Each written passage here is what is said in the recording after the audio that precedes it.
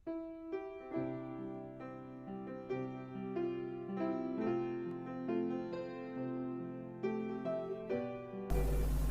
yang kasih dalam nama Yesus, dalam Kisah 4 ayat 20 dikatakan, Kisah Rasul pasal 4 ayat 20, maka dikatakan bahwasanya mereka berani, sebab tidak mungkin bagi kami untuk tidak berkata-kata tentang apa yang telah kami lihat dan apa yang telah kami dengar.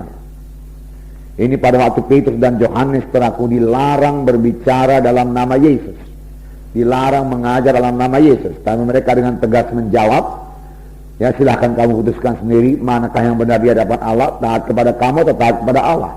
Sebab tidak mungkin bagi kami untuk tidak berkata-kata tentang apa yang telah kami lihat dan telah kami dengar. Tidak mungkin kami berhenti, tidak mungkin kita tidak berkata-kata tentang Yesus kalau Yesus dalam hati kita, saudaraku. Amin, saudara. Yesus begitu baik, begitu setia kepada kita, begitu mengasihi kita, saudaraku, menyertai kita, saudaraku, mendengar doa kita, menjawab doa kita, melindungi kita, saudaraku, memberikan darahnya, menyucikan dosa kita, saudaraku, memberikan Roh Kudus dalam kita, saudaraku, sehingga kita hidup berkemenangan, saudaraku. Tidak mungkin bagi kita untuk tidak menjadi saksi Tuhan. Firman Tuhan berkata, kamulah saksi-saksiku. Tuhan Yesus memanggil Petrus dan berkata, aku jadikan kau penjala jiwa. Pada waktu Tuhan Yesus mau naik ke sorga, saudaraku, dia berkata kepada Petrus, gembalakanlah domba-dombaku. Dan semua kita mengambil bahagian, saudaraku, bersaksi, saudaraku, membawa jiwa-jiwa. Pada hari pembimbingan di sini saya bacakan Markus pasal 2 itu, saudaraku, di mana 4 orang menggotong 1 orang yang lumpuh untuk bertemu dengan Yesus.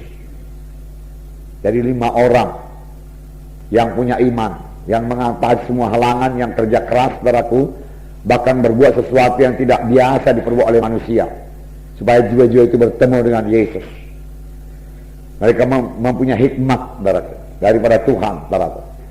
Kalau dilihat oleh orang dunia akan berkata, apa yang kerja orang itu? Panjat-panjat atap lagi, banyak-banyak rumah orang, merusak rumah orang.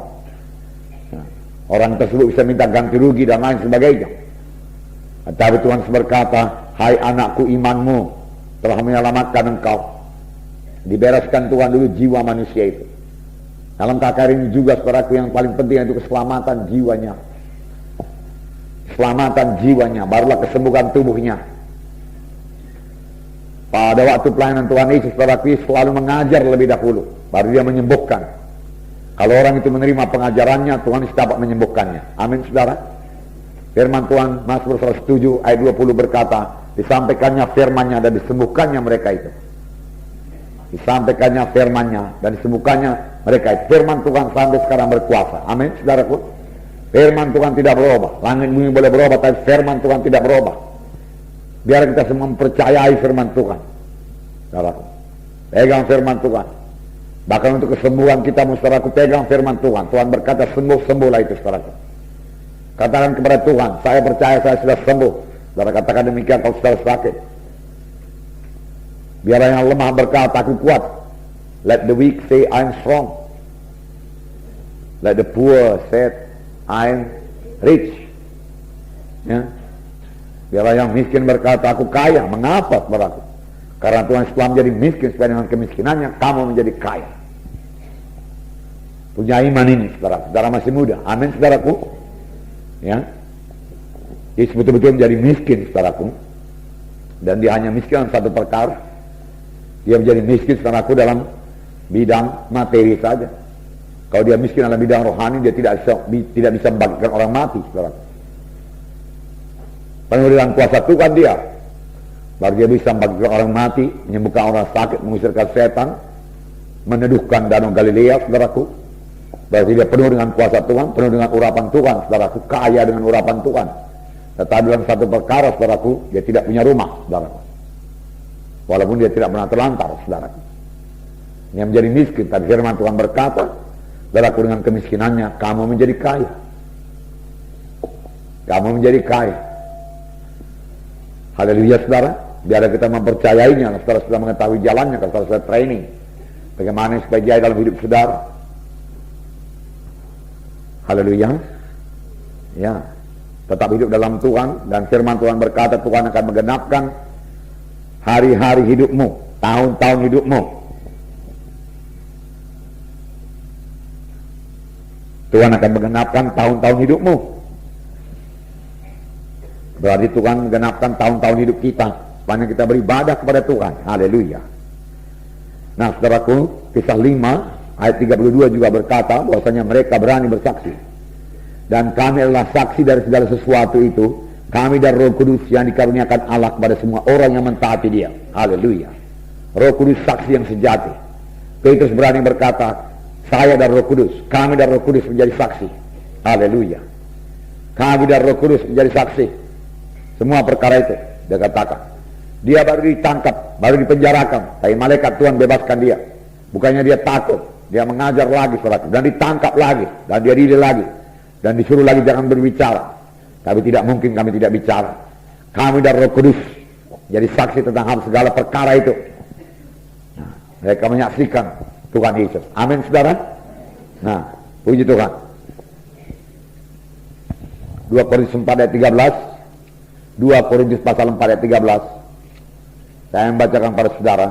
Sini dikatakan, namun karena kami memiliki roh iman yang sama, seperti ada tertulis, aku percaya, sebab itu aku berkata-kata, maka kami juga percaya, dan sebab itu kami juga berkata-kata.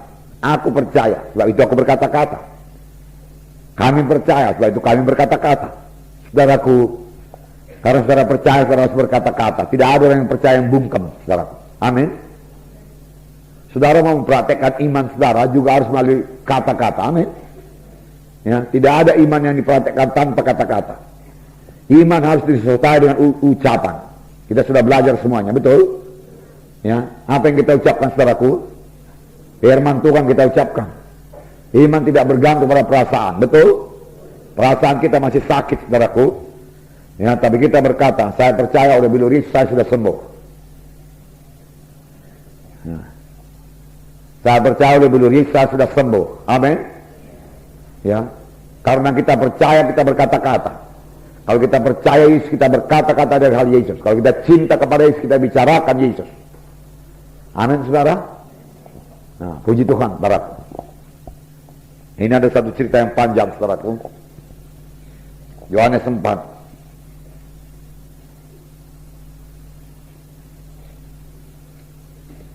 ayat 1 sampai 25. Kalau saudara baca terus saudaraku, nanti perempuan ini saudaraku lari ke desanya saudara, lalu mengabarkan bahwasanya dia sudah bertemu dengan Mesias. Lalu orang desanya datang menyambut Yesus.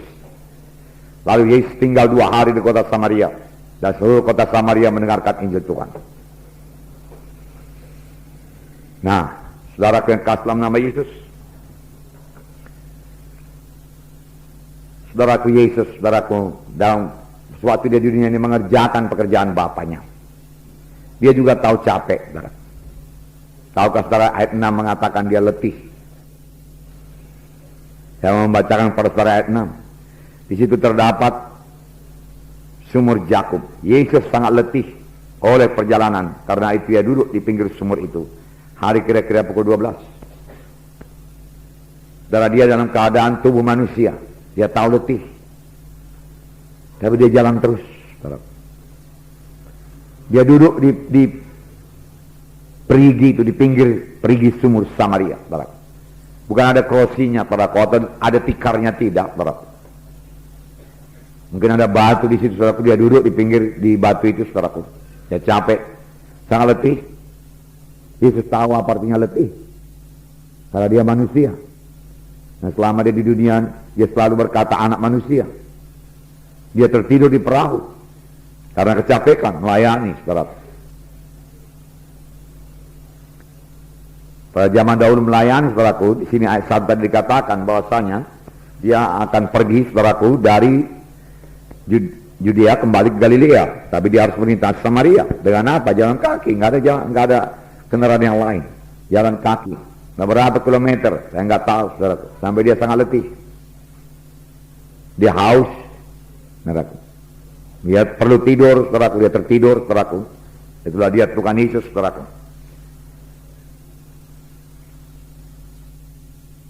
Dia juga merasa lapar.